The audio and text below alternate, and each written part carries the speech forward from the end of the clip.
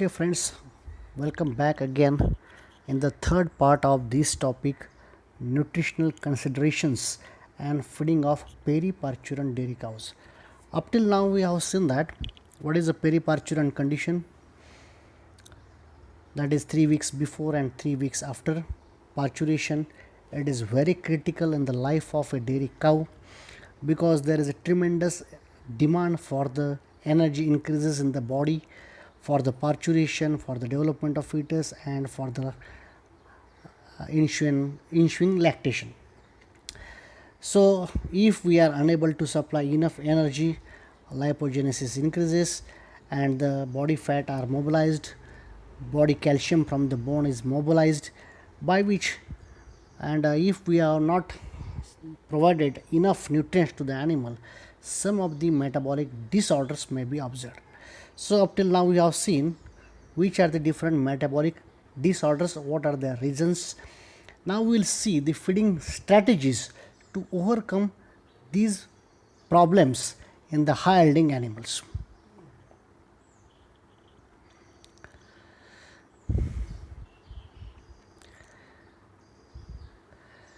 So, what is the feeding management of periparturient cows?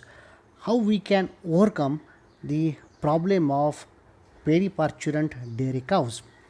So, by different ways, we can consider 5 ways to minimize these problems by providing sufficient nutrients in the animal body. So, which are those ways? First one is the maximizing dry matter intake. Second one is the stimulating rumen papillae development, then minimizing negative energy balance, maintaining calcium homeostasis, minimizing immune system dysfunction. Now we'll see how to maximize dry matter intake of periparturient cow. Maximization of dry matter intake could be achieved by recording of feed delivery amounts and dry cow numbers, critical evolution and monitoring of non-dietary factors such as environmental conditions, animal social interactions and stress levels as a potential issues impacting feed intake. Properly balancing the diet and monitoring fiber content and the quality of fiber, ensuring 24-hour feed availability, monitoring and correcting for dry matter content of weight feeds, properly managing body condition scores to minimize over conditioned dry cows. That means animals should not be too fatty. So by these different ways we can increase the dry matter intake by which more nutrients will be supplied to the animal body. So we'll see one by one. So next is the stimulating papillae development. Rumen papillae helps to maintain acid base balance in the rumen by absorbing volatile fatty acids, especially lactate generated by microbial fermentation. Growth of these papillae is influenced by the presence of fermentation and fermentation end products, primarily propionate and butyrate, but not acetate. High fiber dry cow diets predominantly produce acetate during fermentation, which results in reduction in papillae length. Adding fermentable non-structural carbohydrates like starch to late gestation diet can have positive effects by initiating rumen papillae growth and allowing rumen organisms to adapt to the starch substrate. Having the rumen papillae adapted to prepartum grain diet would facilitate the transition to a high grain lactation diet. This would potentially allow cow to increase dry matter intake more rapidly postpartum and minimize the disease problem associated with ruminal acidosis and displaced abomasum. An optimum rumen papillae development could be achieved by providing some fermentable starch in dry cow diet and increasing grains to 1.5 to 3 kg per day in close-up dry diet.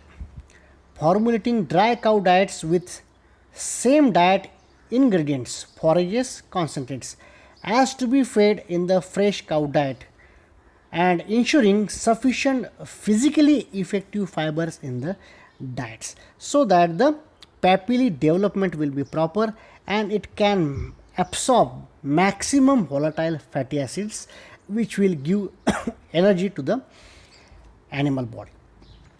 As well as next way is to minimize negative energy and protein balance. A cow approaches calving, it is absolutely essential that she continues to receive her entire daily allotment of required nutrients, especially energy and protein, to prevent perturbing metabolic adaptations and predisposing the cow to periparturient metabolic disease. The energy intake must not be compromised during the day before calving in order to prevent occurrence of ketosis. Any factor that exacerbates reduction in feed intake like milk fever may further add to the energy deficit of the cow. Provision of high energy, low fiber diet allowing for proper adaptation period to avoid acidosis would reduce the methanogenic bacteria, increasing thereby the energetic efficiency of the diet. At issue with energy nutrition of the pregnant cow is maintaining adequate energy intake in the face of declining dry matter intake. Feeding other gluconeogenic precursors such as propylene glycol has also shown positive effects on energy status of the late pregnant cows. Feeding of fat in the prepartum diet has been advocated to improve energy status and prevent hepatic lipid infiltration.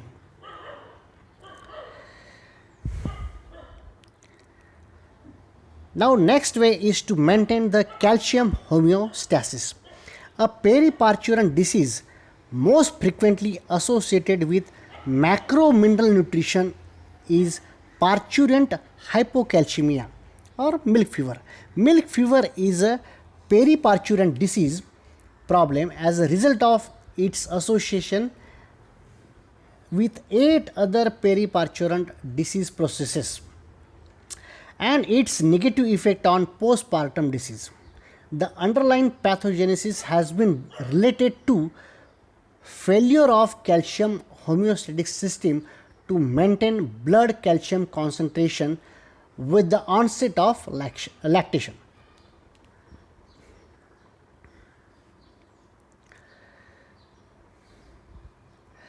So the proper calcium homeostasis we have to maintain, or which can be achieved by evaluating the responsiveness of calcium homeostatic system, routinely monitor forages and diet for changes in macromineral content and subsequent alteration in the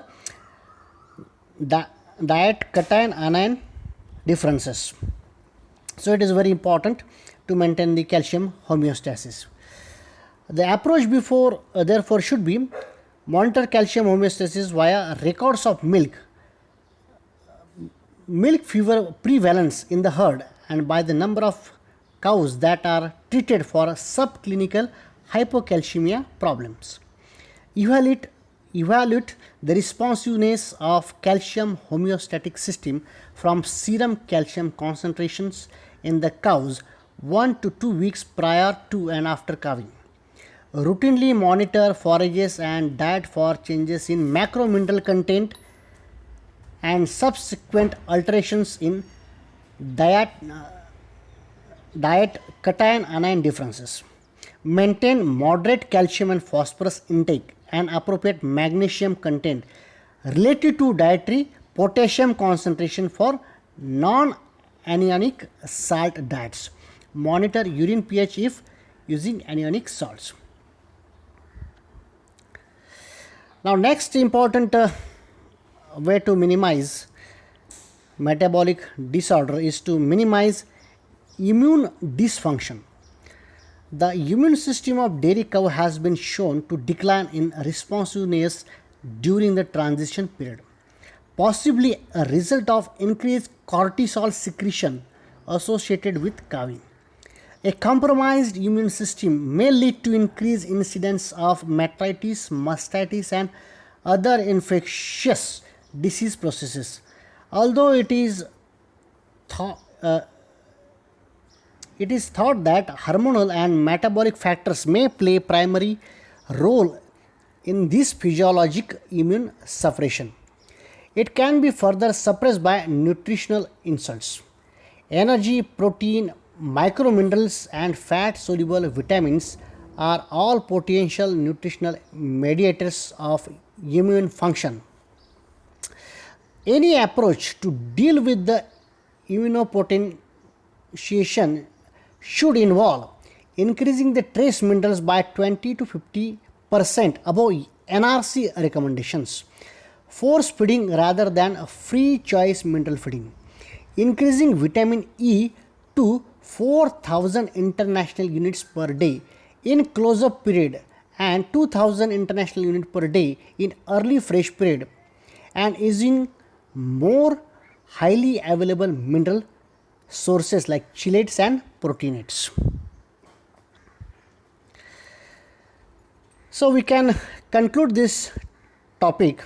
To conclude, the dietary management to reduce the incidence of periparturient disease and thereby optimize the production and reproductive health of dairy cows should aim at three things: was adoption of rumen to the lactation diet, elimination of hypocalcemia, and immunomodulation to stimulate the immune system at calving.